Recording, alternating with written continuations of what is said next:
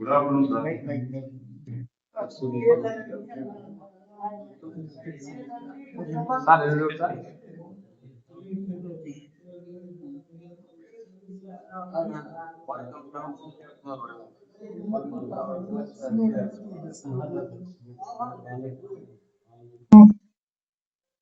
YSR Congress party అధ్యక్షులు Shri YS Jaganmohan Reddy గారు విజయవాడలో తాడేపల్లిలో ఒక ప్రెస్ మీట్ ఏర్పాటు చేశారు. ఆ ప్రెస్ మీట్ లో అనేక అంశాలు ఆయన మాట్లాడినారు. ముఖ్యంగా అమరావతిలో ఈ ప్రభుత్వం చేస్తున్న ఖర్చు, నిర్మాణాల వ్యయము అక్షరాల స్క్వేర్ ఫీట్ కు, చదరపు అడుగుకు 20,400 రూపాయలు ఒక్కొక్క స్క్వేర్ ఫీట్ కు ఖర్చు పెడతా ఉందని చెప్పి స్పష్టంగా విత్ ప్రూఫ్స్ చూపించే కార్యక్రమం చేశారు. అదేవిధంగా అమరావతిలో ఏదైతే భవనాలకు, అద్దాలకు ఖర్చు అవుతుందో ఆ అద్దాల ఖర్చు మాత్రమే పెడితే చాలు, మెడికల్ కాలేజీల నిర్మాణం పూర్తిగా రాష్ట్ర వ్యాప్తంగా పెండింగ్ లో ఉన్న మెడికల్ కాలేజీల నిర్మాణం పూర్తి చేసి ప్రజలకు అందుబాటులోకి తీసుకొని రావచ్చని కూడా చాలా స్పష్టంగా చెప్పారు. అదేవిధంగా ఇవాళ డీజిల్ పైన, పెట్రోల్ పైన, మనం పట్టుకునే పెట్రోల్ పైన ఆన్ అన్ యావరేజ్ రాష్ట్ర ప్రభుత్వము స్టేట్ ట్యాక్స్, రాష్ట్ర ప్రభుత్వం తీసుకునే పన్ను 33 రూపాయలు ఉంది. ఎన్నికల ముందు అధికారంలోకి వస్తే తప్పకుండా పన్ను తగ్గిస్తాము, ప్రజలకు రిలీఫ్ కల్పిస్తామని చెప్పి ఏదైతే మీరు హామీ ఇచ్చి అధికారంలోకి వచ్చారో, మీరు తప్పకుండా డీజిల్, పెట్రోల్ ధరలు తగ్గించాలా, రాష్ట్ర పన్నుల వాటా శాతం తగ్గించుకుంటే ఆటోమేటిక్ గా ధర తగ్గుతుంది, సో తగ్గించుకోమని చెప్పి అడిగారు. అదేవిధంగా ఆరోగ్యశ్రీ అటకెక్కింది, ఫీజు రీయింబర్స్మెంట్ పూర్తిగా నిర్వీర్యం అయిపోయింది అని చెప్పి జగన్మోహన్ రెడ్డి గారు ప్రభుత్వం దృష్టికి తీసుకొచ్చారు ప్రెస్ మీట్ ద్వారా. మరి అనేక ప్రజలకు సంబంధించిన అంశాలు ఆ రోజు జగన్మోహన్ రెడ్డి గారు స్పష్టంగా మాట్లాడడం జరిగింది, దాదాపు 1.5 hours. చివరిలో ఒక 5 నిమిషాలు మాత్రము, నేను ఏ రోజు క్రిమినల్ పాలిటిక్స్ నేను ఎంకరేజ్ చేయలేదు, నాకు మా నాన్న నేర్పించింది అది కాదు, మా నాన్న నాకు మంచి చేయడం నేర్పించినాడు, ప్రజల గుండెల్లో చిరస్థాయిగా నిలిచిపోవడం నేర్పించినాడు అని చెప్పి జగన్మోహన్ రెడ్డి గారు ఏదైతే మాట్లాడినారో ఒక 2-3 నిమిషాలు లాస్ట్ లో మాట్లాడి ఉంటాడు. దాన్ని పట్టుకొని గడిచిన వారం రోజులుగా కంటిన్యూస్ గా రాద్ధాంతం చేస్తూనే ఉన్నారు. ముఖ్యమంత్రి గారితో మొదలుపెట్టి ముఖ్యమంత్రి, అది కూడా ఎందుకు జగన్మోహన్ రెడ్డి గారు చెప్పారంటే, ఇటీవల కాలంలో గడిచిన కొన్ని వారాలుగా ముఖ్యమంత్రి గారు చీటికి మాటికి ఏ బహిరంగ సభకి వెళ్ళినా కూడా గొడ్డలి పార్టీ అని చెప్పి మా పార్టీని సంబోధిస్తూ వస్తున్నాడు.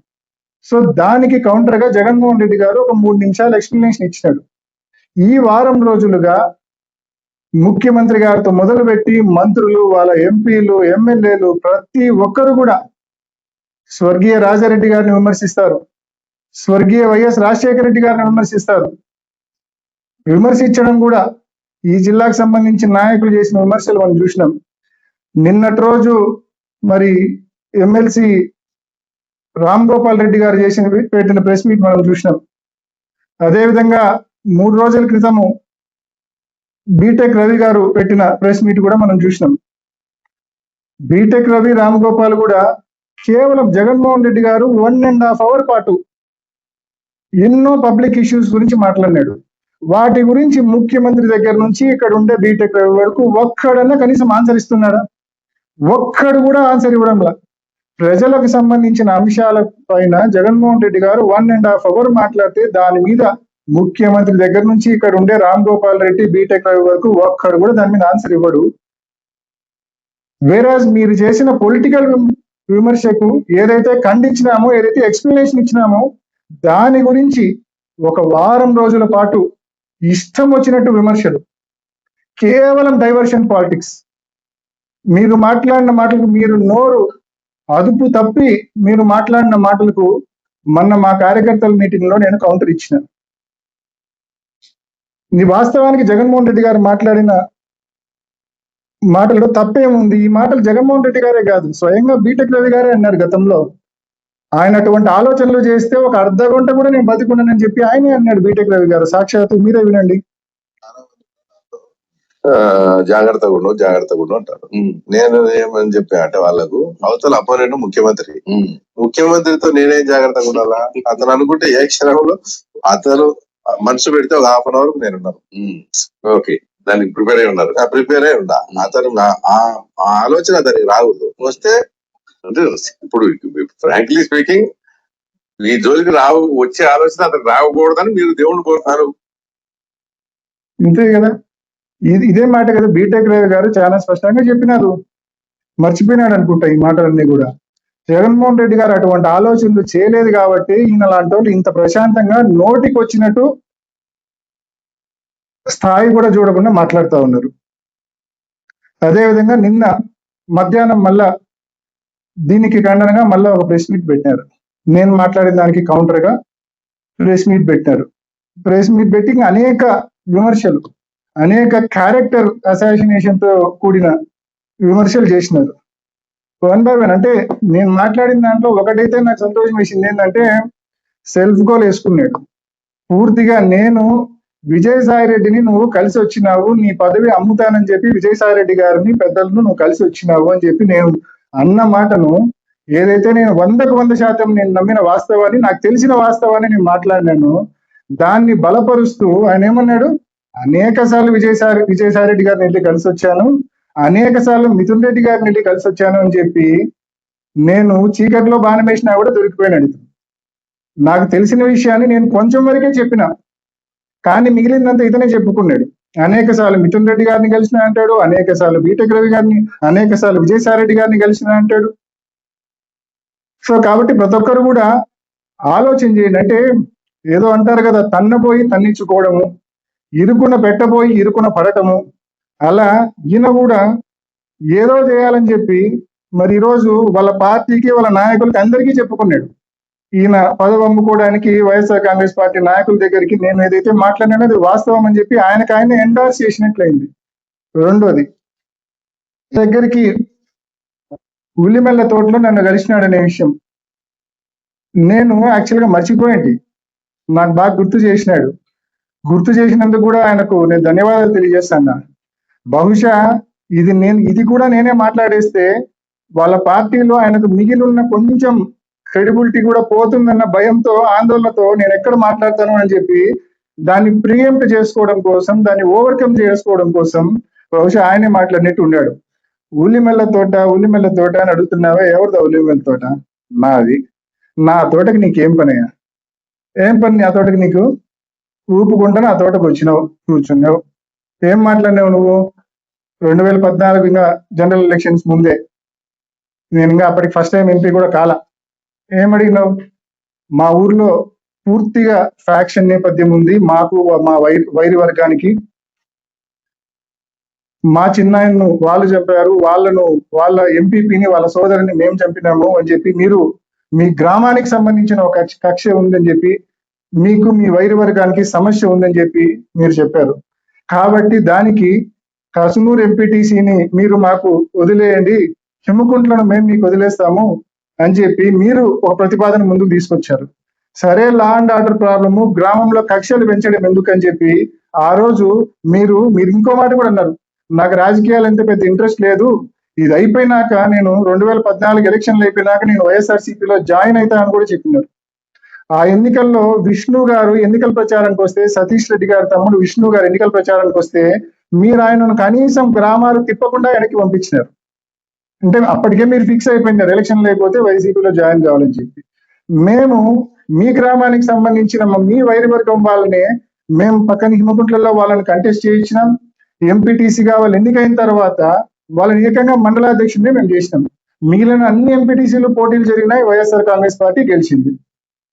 మీ గ్రామంలో మీ వైరి వర్గం వాళ్ళకు ఏదైతే వాళ్ళ సోదరుని, వాళ్ళ ఎంపీపీని మీరు ఏదైతే చంపారో ఆ కుటుంబం నుంచి మేము ఎంపీపీ మండల ప్రెసిడెంట్ చేయడం జరిగింది. మరి అంత క్లియర్ గా ఆ కుటుంబానికి కూడా మాకు చేతనైన న్యాయం రాజకీయంగా మేము చేసే కార్యక్రమం చేసినాం. ఇది ఉల్లిమెల తోటలో జరిగింది. నీకై నువ్వు సెల్ఫ్ గోల్ వేసుకునే కార్యక్రమం చేసినావు. ఉల్లిమెల తోట స్పష్టంగా చెప్పాలయ్యా స్వామి, అది అవినాష్ రెడ్డి తోట, నేను పోయి అవినాష్ రెడ్డిని అడిగినానని స్పష్టంగా అర్థమయ్యేటట్టు చెప్పాలా. ఊరికే నువ్వు అట్లా నీళ్లు నమిలితే నేను ఇట్లా కూర్చొని మళ్ళీ వాస్తవాలు చెప్పాల్సి వస్తుంది. ఇది ఒకటి. మా గ్రాండ్ ఫాదర్ గురించి మాట్లాడాడు. మా తాత, మా అబ్బా, మన సైడ్ తాతను అబ్బా అంటారు కాబట్టి మా అబ్బా వైఎస్ చిన్నకొండారెడ్డి గారి గురించి మాట్లాడారు.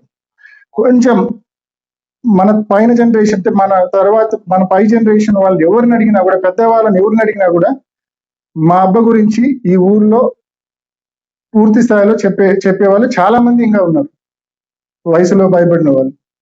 మా అబ్బా 1950s నుంచే కూడా ఆయన స్పెషల్ క్లాస్ కాంట్రాక్ట్. 1952లో పాత కదిరి రింగ్ రోడ్, అప్పట్లో గంజి కరువు కాలంలో 1952లో పాత కదిరి రోడ్ లో, ఆ కదిరి రోడ్ ఘాట్ సెక్షన్ కూడా మా అబ్బగారే నిర్మించినారు, చిన్నకొండారెడ్డి గారే నిర్మించినారు.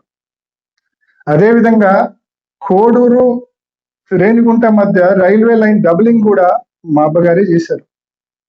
అదేవిధంగా నిజామాబాద్ డిచ్పల్లి రిజర్వాయర్ కూడా మా అబ్బగారే చేశారు. ఎందుకు ఈ మూడే చెప్తున్నా అంటే, ఇరిగేషన్ చేసినారు, రైల్వే వర్క్స్ చేసినారు, రోడ్ వర్క్స్ చేసినారు. He is a special class contractor. అన్ని రకాలైన కాంట్రాక్ట్లు ఆయన చేసేవాడు. అప్పట్లో స్పెషల్ క్లాస్ కాంట్రాక్టర్లు రాష్ట్రం అంతా ఒక 5-10 మంది కూడా ఉండేవాళ్ళు కాదు, అందులో ఆయన ఒకడు. 1960s లోనే ఆయన దగ్గర 4 ఇంపోర్టెడ్ కార్లు ఉండేవి. తర్వాత కాలక్రమేణా ఆయన మళ్ళీ అంబాసిడర్, ఫియట్ కార్లు ఆయన చనిపోయే వరకు కూడా ఉన్నాయి. 30 years దాదాపు అవుతుంటది ఆయన కాలం చెల్లించి చనిపోయి. ఆయన గురించి ఏ రకంగా అంత చులకనగా నువ్వు మాట్లాడగలిగినావో, నిన్ను మనిషిని ఎలా అనాలో నాకైతే అర్థం కాదు. ఎంత చులకనగా ఆయన గురించి. అయినా ఒకవేళ నువ్వు అన్నట్టు పెయింట్ వేయడం తప్పేం కాదే. ఒకవేళ రాళ్లకు పెయింట్లు వేసుకునేవాడు అని చెప్పి అన్నావు కదా, తప్పేం కాదే. రాళ్లకు పెయింట్లు వేసుకోవడం కూడా కష్టపడి పనిచేసే పని, మంచి పని, తప్పేం దాంట్లో. రాళ్లకు పెయింట్లు వేసుకోవడం తప్పేం కాదు, అసలు తప్పు కాదు. తప్పంటే ఏందో తెలుసా? ప్రజల సొమ్మును, ప్రజల ఆస్తులను మీ మాదిరి దోపిడీ చేయడం తప్పంటారు, దాన్ని తప్పంటారు. నేను మాట్లాడిన ఏ మాటలు కూడా, నేను మొన్న మీటింగ్ లో కొంచెం ఆవేశంగా నేను మాట్లాడిండొచ్చు. ఆయన జగన్మోహన్ రెడ్డి గారి గురించి తప్పుగా మాట్లాడాడు కాబట్టి నేను ఆవేశంగా మాట్లాడినా.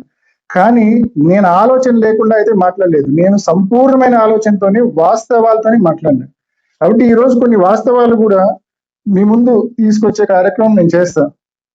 ఉదాహరణకు, నేను ఆ రోజు మాట్లాడింది పులివెందులకు. ఇప్పుడు కదా దొంగలు బ్యాంకులకు కన్నం వేస్తా అంటారు. బ్యాంకులకు కన్నం వేసి రాత్రి కోటీశ్వరుడు అయిపోయినాడని చెప్పి మనం అంటాం. అట్లా కదా, ఈయన బ్యాంకుకు కాదు, ఏకంగా పులివెందుల ప్రజలకే కన్నం వేసేసినాడు. నేను అదే మాట ఆ రోజు మీటింగ్ లో అన్నాను. నేను ఊరికి అనలేదే ఆ మాట, నేను వాస్తవంగా విత్ ప్రూఫ్స్ చెప్తా. గురించి మాట్లాడదాం. టిఫిన్స్ వెరైటీస్ లో దాదాపు ఒక 7-8 ఏళ్ల నుంచి వెరైటీస్ డంప్స్, అంటే ఆల్రెడీ ఎక్స్కవేట్ చేసి తీసి పెట్టిన వెరైటీస్ డంప్స్ ఒక 3000 పైచిలుకు టన్నులు సర్ఫేస్ మీద ఉన్నాయి. డంప్స్ అన్ని కూడా, అంటే గుట్టలు ఉన్నాయి. అవి ఎన్సిఎల్టి పరిధిలో ఉన్నాయి. ఒకసారి వాటి ఫొటోస్ మీకు చూపిస్తున్నా. ఇవి ఆ గుట్టలు. ఇది అధికారులు విజిట్ చేసినప్పటి ఫొటోస్. న్యూస్ పేపర్స్ లో కూడా వచ్చినాయి. నవంబర్ 2024లో, ఆగస్ట్ అండ్ నవంబర్ 2024 ఫొటోస్. ఇవన్నీ ఆ గుట్టలే. ఇది పోలీసులు విజిట్ చేసింది. ఇది ఆ గుట్టలే. ఇట్లా కొన్ని గుట్టలు, డంప్స్ ఆఫ్ వెరైటీస్. ఇవి డిఫెన్స్ వెరైటీస్ వాళ్ళ మైనింగ్ సైట్ లో ఈ డంప్స్ అన్ని కూడా దాదాపు 7-8 ఏళ్ల నుంచి కూడా ఈ డంప్స్ అన్ని కూడా ఉన్నాయి. ఇన్ఫాక్ట్ ఆగస్టులో, నవంబర్లో 2024 సంవత్సరంలో ఈ కొత్త ప్రభుత్వం వచ్చిన తర్వాత డిఫెన్స్ వెరైటీస్ కంపెనీ వాళ్ళు కంప్లైంట్ ఇస్తే, అప్పుడు పోలీసులు, కొంతమంది మైనింగ్ అధికారులు వెళ్ళి, ఇందాక నేను చూపించిన ఫోటోలు ఏవైతే ఉన్నాయో ఆ ఫోటోలన్నీ కూడా ఆ రోజు వాళ్ళ విజిట్ వే. అప్పుడు న్యూస్ పేపర్స్ లో కూడా వచ్చింది, ఇంక్లూడింగ్ ఈనాడు అండ్ జ్యోతి. మరి సడన్ గా ఈ వెరైటీస్, ఇప్పుడు నేను మీకు చూపించిన డంప్స్ అన్ని కూడా, ఇప్పుడు నేను మీకు చూపించిన ఇట్లా ఒక 5-6 కొండలు చూపించిన, మీకు డంప్స్ చూపించిన, సడన్ గా జనవరి 2025 నాడు ఈ డంప్స్ అన్ని కూడా ఒక్క రాత్రిలో 90 ట్రక్కుల్లో ఎలా నువ్వు మాయం చేయగలిగినావు? కంప్లైంట్ ఇస్తే కేసు రిజిస్టర్ చేయరు. సాక్షాత్తు మళ్ళీ హైకోర్టుకు పోయి హైకోర్టు ఆర్డర్ తీసుకొని రావాల్సి వచ్చింది. డిఫెన్స్ బ్యారిటీస్ వాళ్ళు వేముల పిఎస్ లో కంప్లైంట్ ఇస్తే ఇక్కడ పులివెందల సబ్ డివిజన్ పోలీస్ అధికారి ఒక ఆయన ఉన్నాడు. ఈయన బీటెక్ రవి కాలుతో చెప్తే చేతో పనిచేసే రకం, లేకపోతే ఆయన అడుగులకు మడుగులొత్తే రకం. కంప్లైంట్ ఇస్తే కనీసం కంప్లైంట్ తీసుకోలే. ఇంత భారీ చోరీ 3,000 టన్నులు at the cost of 30,000 rupees per ton, 9 కోట్ల రూపాయలు ఒక్క రాత్రి. ఎగ్జిస్టింగ్ డంప్స్ అన్ని కూడా మొత్తం ఎత్తి పారేసినారు. 95-96 ట్రక్కులు పెట్టి ఎత్తేసినారు. ట్రక్ నెంబర్లు ఉన్నాయి, డ్రైవర్ల నెంబర్లు ఉన్నాయి, మిషన్లు ఉన్నాయి. తప్పకుండా దీన్ని భవిష్యత్తులో ఈ రోజు మీ గవర్నమెంట్ ఉంది, మీరు ఎన్ని నాటకాలైనా ఆడొచ్చు, ఎన్ని కథలైనా చెప్పొచ్చు, తప్పకుండా చట్టం ముందు భవిష్యత్తులో మిమ్మల్ని నిలబెట్టే కార్యక్రమం చేస్తాము. ఎల్లకాలం ఇదే పోలీసులు ఉండరు, ఎల్లకాలం మీ ప్రభుత్వమే అధికారంలో కూడా ఉండదు. కాబట్టి తప్పకుండా దీనికి అకౌంట్ ఫర్ మీరు చేయాల్సి వస్తుంది. ఇది గుర్తు పెట్టుకోమని చెప్పి కోరుతా ఉన్నా. కాబట్టి నేను ఏ విమర్శ కూడా ఊరికే చేయాల, విత్ కాంక్రీట్ ప్రూఫ్. నవంబర్ 2024లో ఇంత భారీ డంప్స్ డిఫెన్స్ బ్యారిటీస్ సైట్ లో ఉన్నవి ఆల్ ఆఫ్ ఏ సడన్ జనవరి 2025లో ఎలా మాయమైతాయి? ఒక్క రాత్రిలో. అండ్ కంపెనీ కంప్లైంట్ ఇస్తే ఎఫ్ఐఆర్ రిజిస్టర్ చేయదు. సో కాబట్టి ఇది ప్రజలందరినీ కూడా గమనించమని కోరుతా ఉన్నా. నేను ఏది ఊరికే మాట్లాడడం నా. సెకండ్, ఇసుక గురించి మాట్లాడినా, శాండ్ గురించి. శాండ్ కుమార కాలువ రీచ్ కి సంబంధించి మనము కంప్లైంట్ ఇచ్చినాం. కుమార కాలువ రీచ్ కి సంబంధించి ఆ గ్రామ సర్పంచ్ గా పనిచేసిన శ్రీధర్ రెడ్డి గారు వెళ్ళి మైనింగ్ అధికారులకు కంప్లైంట్ ఇచ్చినాడు, కలెక్టర్ గారికి కంప్లైంట్ ఇచ్చినాడు. At the same time RTI కింద, సమాచార హక్కు కింద ఒక పిటిషన్ కూడా ఫైల్ చేసినాడు. స్పష్టంగా లాటిట్యూడ్ కోఆర్డినేట్స్ ఇచ్చాం. అసలు ఆ ప్రాంతంలో as per the verification of this office records there is no sand reach in respect of the Kumara Kalva in the said area అని ఆర్టీఐకి మాకు మన సమాచార హక్కు కింద మనం పెడితే మనకు వచ్చింది. మరి అక్కడ శాండ్ రీచే లేదన్నప్పుడు ఈ ఫోటోలు అడిగి విత్ లాటిట్యూడ్ అండ్ లాంగిట్యూడ్ ఈ ఫోటోలు అడిగి ట్రక్కులు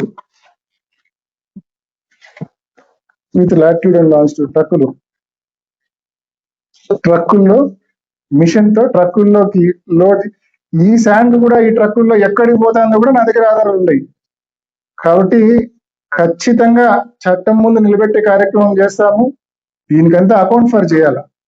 ఇంతేకాదు, నిన్న మొన్నటి దాకా కొత్త సిఐ వచ్చేంత వరకు కూడా పులివెందల్లో కూడా ఇష్టం వచ్చినట్టు జూదం నడిచింది. కొత్త సిఐ వచ్చినాక కంట్రోల్లోకి తెచ్చినాడు జూదాన్ని. అదేవిధంగా టౌన్ లో కంట్రోల్ అయింది, కానీ టౌన్ బయట రూరల్ పులివెందులలో విడిగా జూదం నడుస్తుంది. సింహాద్రిపురంలో, కసుమూరులో, రూరల్లో ఉన్న పల్లెలు విపరీతంగా జూదం నడుస్తుంది. ఏ లెవెల్లో అంటే ప్రజల జోబులు ఖాళీ అయ్యి అసలు ఇంకా వాళ్ళకి డబ్బులన్నీ ఖాళీ చేసుకొని తప్పుడు మార్గాల్లో పోయేంత ఘోరంగా పూర్తిగా ఈ మాదిరి మీరు ప్రజల జోబులు ఖాళీ చేసే కార్యక్రమం చేస్తున్నారు. పోనీ 2025 సంక్రాంతికి ముగ్గురాయి అంతా రాత్రి డంప్ తీసినారు. ఆ తర్వాత అయినా పోనీ ఖాళీగా ఉన్నారా? అక్కడికైనా మీకు కడుపు నిండిందా? నిండలే. కంటిన్యూస్ గా రోజు మైనింగ్ చేస్తుంటారు. ఉన్న స్టాక్ ను లిఫ్ట్ చేసి అమ్మేస్తుంది. అది పోయినాక కంటిన్యూస్ గా ఎవ్రీడే మళ్ళా కంటిన్యూస్ గా మైనింగ్ చేసుకుంటున్నారు. రోజు సాయంకాలం దిగడము, పిట్లోకి పొద్దున్నే ఎక్కడము. కనీసం అంటే తాళ్లపల్లె, వేముల మండలాల్లో రెండు కలిపి రఫ్ గా రోజు 60 నుంచి 70 టన్నులు ఎక్స్కవేట్ చేసి అమ్ముతున్నారు. ఈ మధ్య కాలంలో పాపం బయర్లు కూడా దొరక్క చాలా ఇబ్బంది పడుతున్నారట. అంటే ఇంత టన్నేజ్ ఒక్కొక్క రోజు తీస్తే కన్నా కొనద్దు అందరూ. 30,000కు పోయేది 27,000కే ఇస్తున్నాడంట. ఎవరికైనా బిజినెస్ ఇంట్రెస్ట్ ఉంటే 30,000కు పోయేది 27,000కే ఇస్తున్నాడంట. ఆ స్థాయికి ఒక్క పర్మిట్ లేదు, ఈసీ లేదు, మైనింగ్ ప్లాన్ లేదు, ఏమీ లేదు. ముబ్బడిగా ప్రజల ఆస్తులను ప్రతిరోజు దోపిడీ చేసే కార్యక్రమం.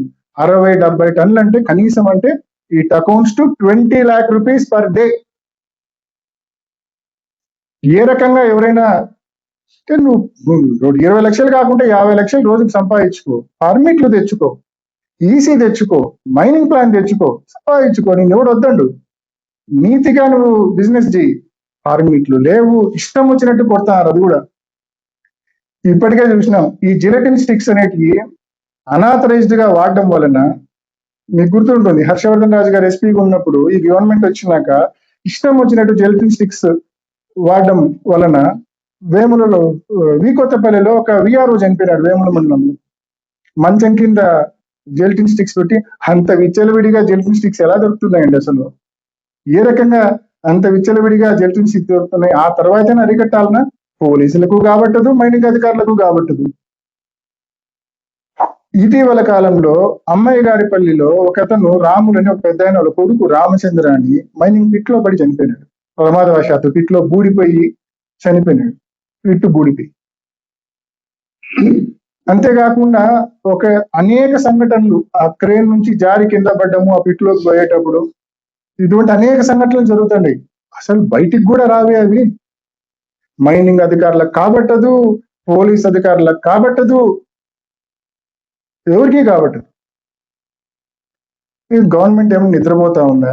కలెక్టర్ గారి దృష్టికి ఎన్నోసార్లు తీసుకొని పోయినాము, చెప్తా ఉన్నాం. 50 రోజుల్లో ఖచ్చితంగా మీ అక్రమ మైనింగ్ పైన, అక్రమ ఇసుకే ట్రాన్స్పోర్ట్ పైన తప్పకుండా రాబోయే రోజుల్లో రోడ్డెక్కి నిరసన తెలిపే కార్యక్రమం కూడా చేస్తాం. చూస్తూ ఊరుకునే లేదు. మీరు కావాలంటే పర్మిట్లు తెచ్చుకోండి, హ్యాపీగా చేసుకోండి. పర్మిట్లు లేకుండా ఏం ఎవరు సొమ్ము అది? మీ అబ్బ సొమ్ము ఏమన్నది దోచుకోవడానికి ఇష్టం వచ్చినట్టు? పర్మిట్లు తెచ్చుకొని నిజాయితీగా చేసుకోండి. ప్రభుత్వానికి పర్మిట్లు కట్టి 3,000 పెట్టుబడికి టన్నుకు 30,000 ఆదాయం. ప్రజల సొమ్మును ఈ లెవెల్లో కొల్లగొడతారు. కాబట్టే నేను ఆ రోజు కామెంట్స్ చేసిన, ఏమని? బ్యాంకుకి కన్నం వేసినట్టు పులివెందులకే కన్నం వేసి వీళ్ళు డబ్బులు సంపాదిస్తున్నారు. తప్పు ఇది. పర్మిట్లు తెచ్చుకొని వ్యాపారం చేసుకోండి. కాబట్టి ఏం మాట్లాడినా కూడా విత్ కంప్లీట్ ప్రూఫ్స్ మాట్లాడినా అనే విషయాన్ని మరొకసారి మీ అందరికి కూడా నేను తెలియజేస్తా ఉన్నా. ఎలక్షన్ల గురించి మాట్లాడాడు. నేను చెప్తా ఉన్నా, ఎమ్మెల్సీ ఎలక్షన్లు మనస వాచ మనస్ఫూర్తిగా వివేకం పెదనాన్న గెలుపు కోసం నేను ప్రయత్నం చేసిన, నేను పనిచేసిన. 1% కూడా నాలో లోపం లేదు. నేను చెప్తా ఉన్నా క్లియర్ గా చెప్తా ఉన్నా బీటెక్ రవి గారికి, నువ్వేదో నా క్యారెక్టర్ అసాసినేట్ చేయాలని చెప్పి, నా నిజాయితీని, నా క్యారెక్టర్ను అసాసినేట్ చేయాలని చెప్పి నువ్వు నా మీద ఒక గ్రేవ్ రిమార్క్ చేసినావు, గ్రేవ్ కామెంట్ చేసినావు. నేను I'm ready to come anywhere. ఎక్కడికి రమ్మంటే అక్కడికి వస్తా. మీరే చెప్పండి, ఒక చిన్న మెసేజ్ పెట్టండి. కాణిపాకమైనా ఎక్కడైనా సరే నేను ప్రమాణం చేయడానికి సిద్ధంగా ఉన్నా. నేను మా పెదనాన్న ఎమ్మెల్సీ ఎలక్షన్ల కోసము నేను చిత్తశుద్ధితో నేను పనిచేసిన. ఎటువంటి నష్టం కానీ మోసం కానీ నేను చేయలేదని చెప్పి నేను ఐ కెన్ ప్రామిస్. చేయలేదు, మోసం చేయలేదు, మోసం చేయించలేదు కూడా. I can promise. నీకు నువ్వు వచ్చి చేయగలవా? నేను మోసం చేసిన నువ్వు చెప్పగలవా? వచ్చి ప్రామిస్ చేయగలవా? 2. ఇంకోటి ఏదో బీజేపీలోకి పోతా అని ఇంకో మాట మాట్లాడినాడు. అసలు బుద్ధి ఉందా నీకేమన్నా? పులివెందుల ప్రజలు ఆరు కడప జిల్లా ప్రజలు నన్ను ఇన్నేళ్ల నుంచి చూస్తున్నారు. నా కాండక్ట్ ఏమో తెలుసు, నా కాండక్ట్ ఏమిటో తెలుసు, బాగా తెలుసు అందరికీ.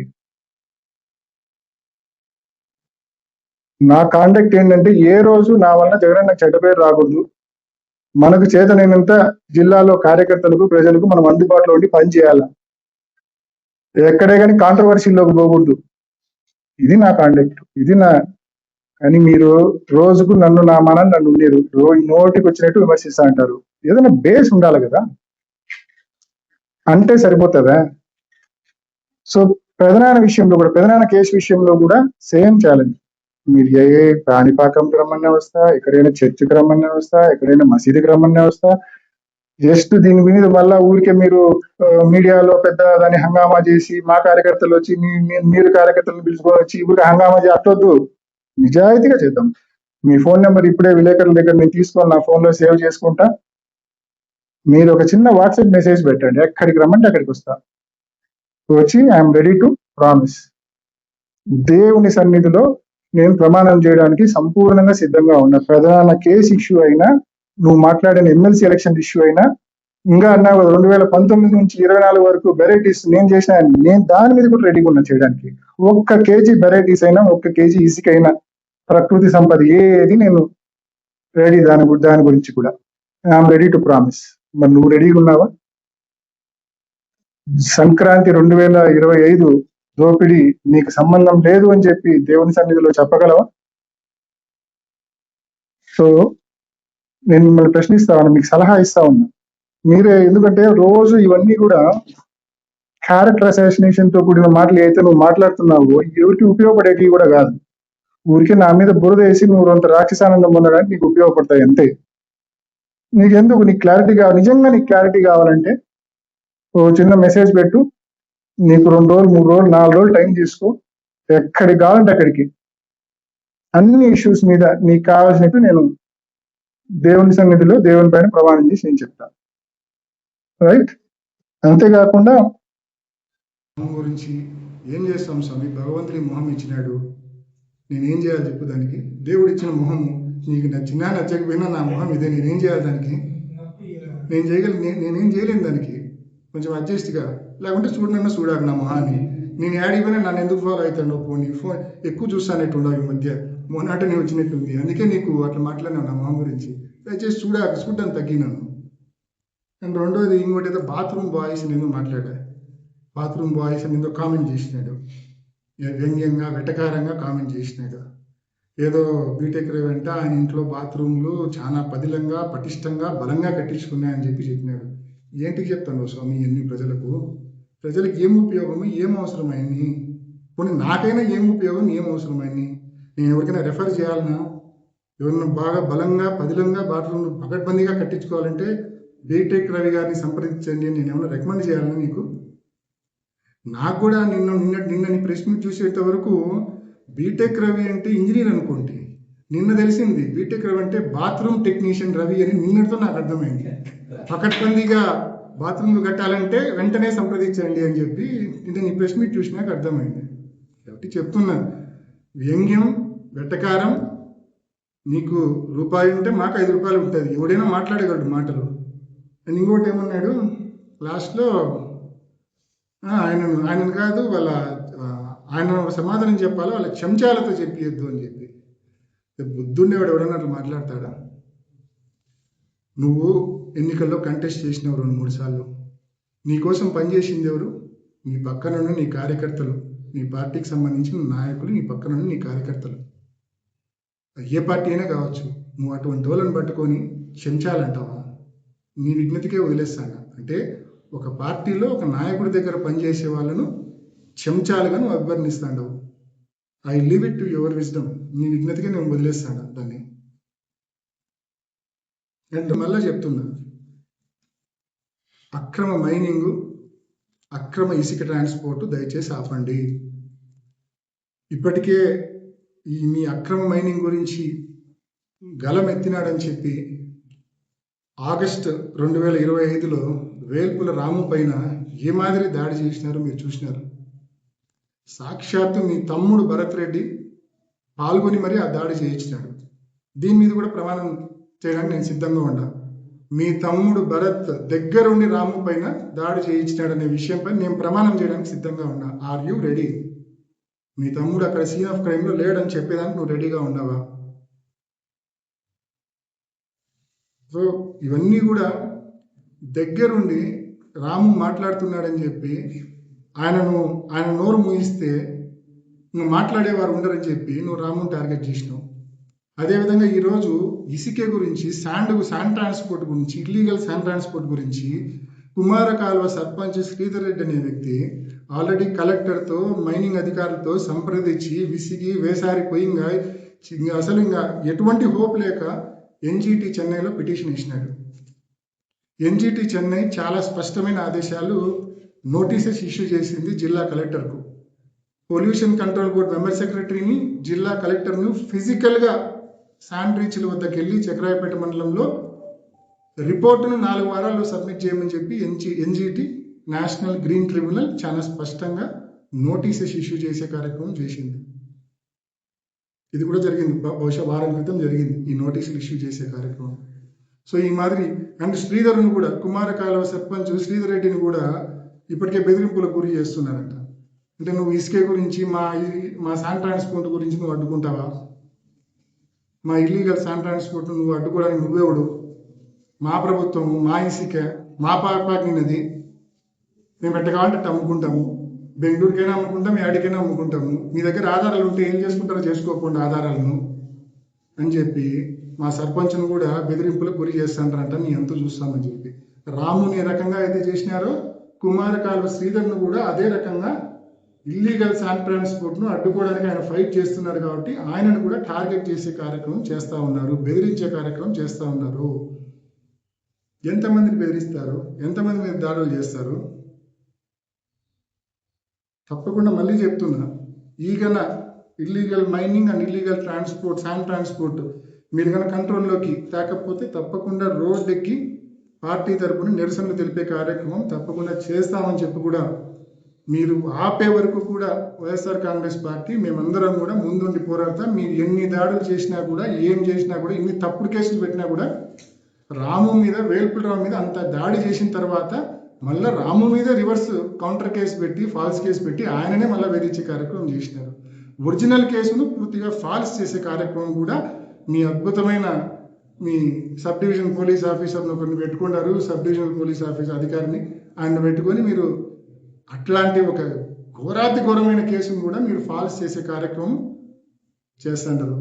సో ఇక్కడ పోలీసింగ్, రెవెన్యూ, మైనింగ్ మొత్తం మీ చెప్పు చేతుల్లో పెట్టుకొని ఈ ఊరిని, ఈ ఊరు ప్రజలను లూటీ చేసే కార్యక్రమాన్ని వెంటనే ఆపమని చెప్పి హితవు పలుకుతూ, నేను చెప్పినట్టుగా మీరు ఏదైతే నన్ను విమర్శించినారో ఎమ్మెల్సీ ఎలక్షన్స్ కావచ్చు, ఇంకా అనేక అంశాలు, ఏదో బీజేపీ అన్నారు, ఏదైనా సరే, ఇంకా ఇల్లీగల్ 19 to 24 ఏదో ఇల్లీగల్ మైనింగ్ అన్నా, నేను అన్నింటి మీద ఐఎమ్ ప్రిపేర్డ్. మీరు 24 to 26 మీ కాండక్ట్ మీద కూడా నేను అడుగుతున్నా, మీరు ప్రిపేర్డ్ అయితే కన్నా ఊరికే సవాళ్ళు, ప్రతి సవాళ్ళు, ఊరికే మీడియాకు అందరికి హంగామా ఏం అవసరం లేదు. మీ నెంబర్ ఇప్పుడే తీసుకుంటా, మీకు 2 నెంబర్లు ఉన్నాయని తెలిసింది, తీసుకుంటా ఇప్పుడే. ఒక చిన్న వాట్సాప్ మెసేజ్ పెట్టండి, ఎక్కడికి రమ్మంటే అక్కడికి వస్తాను. ఇందాకనే చెప్పిన కాణిపాకమైనా, లేకపోతే ఎక్కడైనా చర్చికి రమ్మన్నా వస్తా, మసీదుకి రమ్మన్నా వస్తా. మీ డ్రైవర్తోనో మీ గన్మెన్తోనో వీడియో తీపించండి, తర్వాత మీడియా వాళ్ళకు, మీ కార్యకర్తలకు మీరే షేర్ చేసుకోండి. అది క్లియర్ అవుతుంది కదా ప్రజలకు, కానీ అందరికీ అది క్లియర్ అవుతుంది కదా.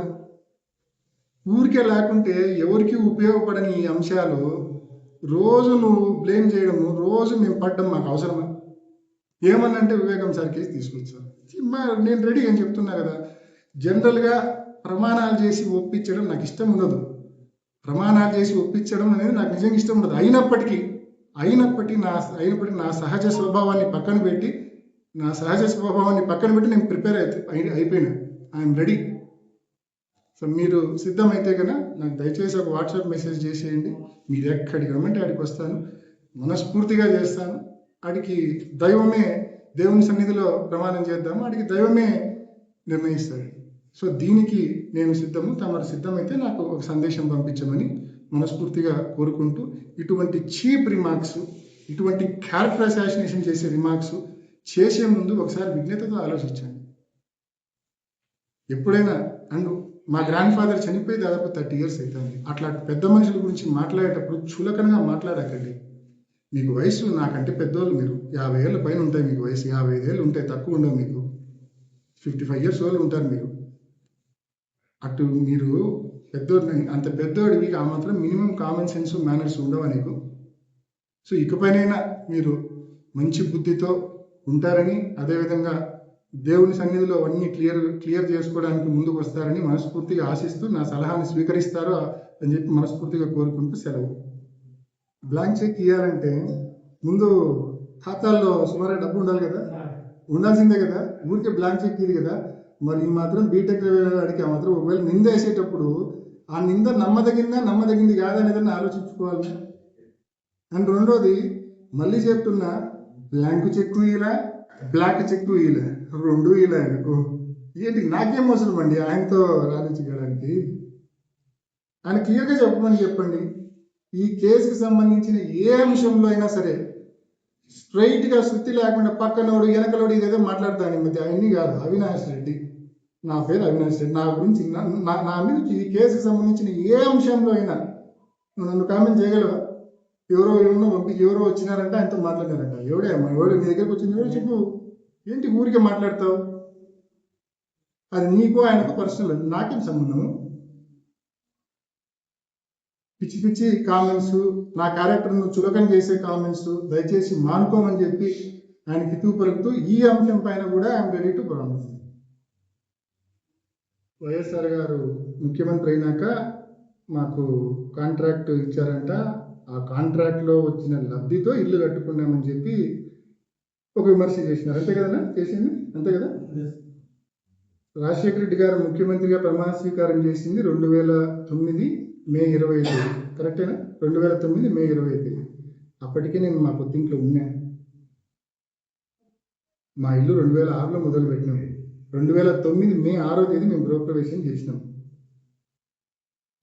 ఏ రకంగా నువ్వు కనీసం మాట్లాడేటప్పుడు కొంచెం హోంవర్క్ చేసి మాట్లాడు. ఊరికే మీడియా వాళ్ళు ఉండారు, మైకులు పెట్టారని చెప్పి నోటికి వచ్చింది వాగితే సరిపోదు, కొంచెం హోంవర్క్ చేసుకో. ఇంటి విషయం, that is clarity. And more over నాకు వర్క్ల గురించి ఏమన్నా కాబట్టి నేను 2004 నుంచి 2009 వరకు నేను చదువుకుంటానే స్వామి.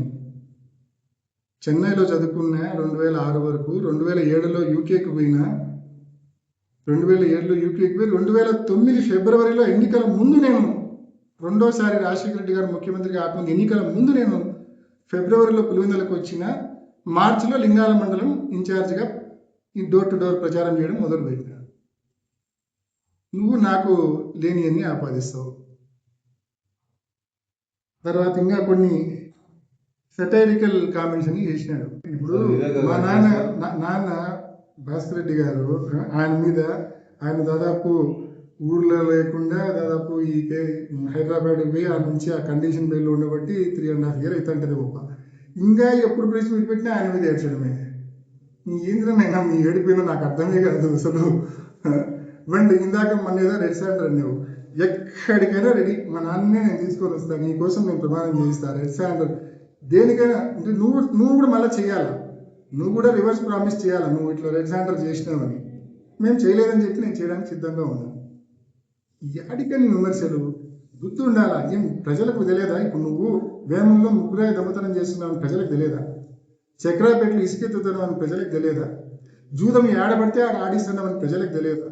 సంక్రాంతికి ఊళ్ళకు కూతుర్లు, అల్లుళ్ళు, కొడుకులు వచ్చింటారు, వాళ్ళందరూ జోబులు ఖాళీ చేసి పంపించినావు, నీ మేజు కోసం వాళ్ళందరూ జోబులు ఖాళీ చేసి పంపించినావు అనేది ప్రజలకు తెలియదా? అన్నీ తెలుసా స్వామి.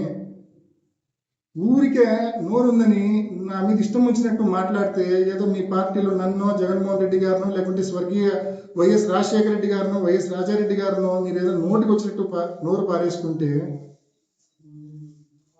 మీ పార్టీలో మీకు ఏమైనా రాజకీయ మనుగడ ఉంటుందని మీరు అనుకుంటున్నారేమో, కానీ ఎవరు దాన్ని హర్షించరు. మీరు చేసేది తప్పు.